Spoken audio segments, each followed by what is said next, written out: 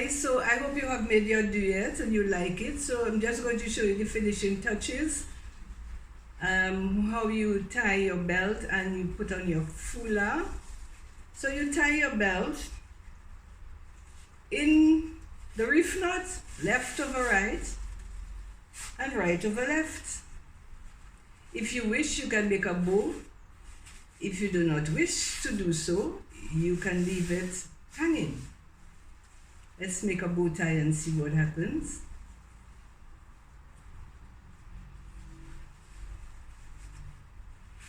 So you decide which you prefer. There we are. You have your bow.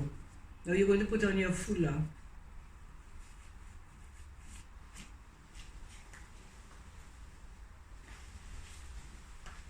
I have a foulard which contrasts nicely with my warp duet. So you fold it in a triangle. You look at the back and you see that the apex of the foulard is supposed to be in the middle. And then this is the method. You take this, you push one up through your belt, and you push the other down.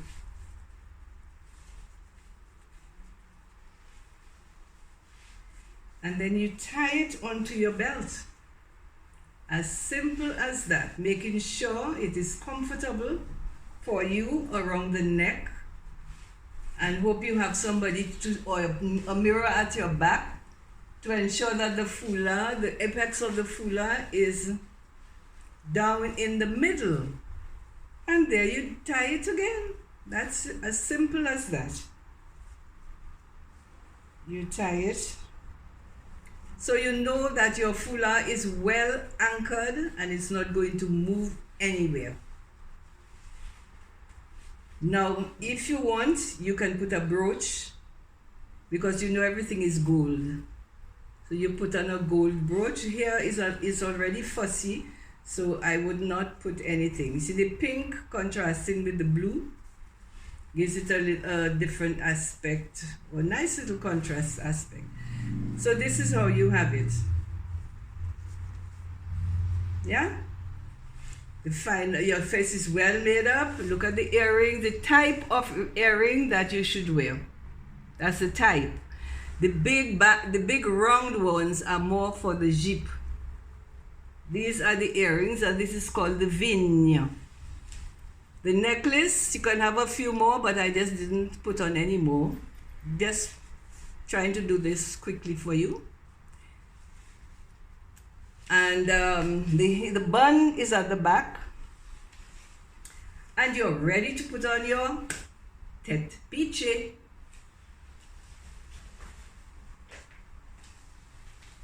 The tête pichée does not go like this. It does not go on top of all the plaits that you may have, all the additions, the add-ons that makes it look like the apple on William Tell's head. It is not to go so either. The head is on the front, just above the eyebrows, and canted to the side. If you wish, you put a little brooch here, but because my headpiece, my tête pichée, is calanded, then I don't normally put a brooch. But if it's an ordinary tête pichée, you can put your brooch, your thing brooch. But as it's calanded, it's painted, tradition says that you do not wear a thing. So on the side, onto the front, and a nice bun at the back, and you're ready to go. Okay, so now the top is done. Don't bother with my slippers, eh? So we're now going to piché the warp duet. Piché means tucking it up so that all around your beautiful, well-starched lace petticoat is going to be seen. Remember that often the petticoat, because of its lace, costs more than the actual work doing it. So you're not going to want to hide it. So therefore, you take this. Don't mind I have a gold petticoat. I did not look for my petticoat is in Dominica. So I have some gold there, a gold petticoat, so I'm going to put it on to serve the same purpose, but you don't use gold, right? You know, it's white.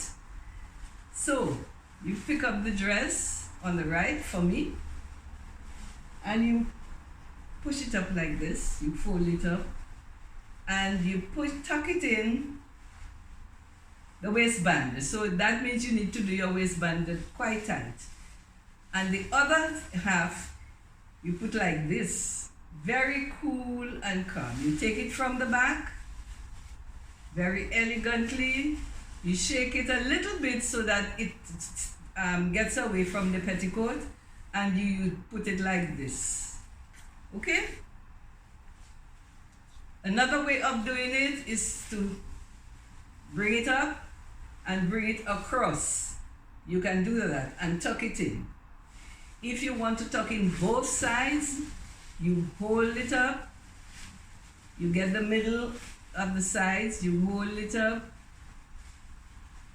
you tuck it in your thing, and then you put one and you put the other. And that should hold it. And as you can see, you see all the petticoats. There we are. And this is really how it should be. Now, when you see pictures, old photographs of women with their coming out of church, sometimes the tail is hanging. But that's because they haven't pictured it yet. When they're going down the road, they will eventually picture it and hold it up. Okay? So this is how it's got to be. And here you will have your little buffet. Let me see what it looks like. Not too much. That one is a little bit, this duet is a little, doesn't have too much fabric at the back. Actually, it's an African lady who made this dress for me, so she didn't have much idea. So there we are. Okay? There you are. There you are. Beautiful. I don't know why anybody would want to change this beautiful outfit of ours.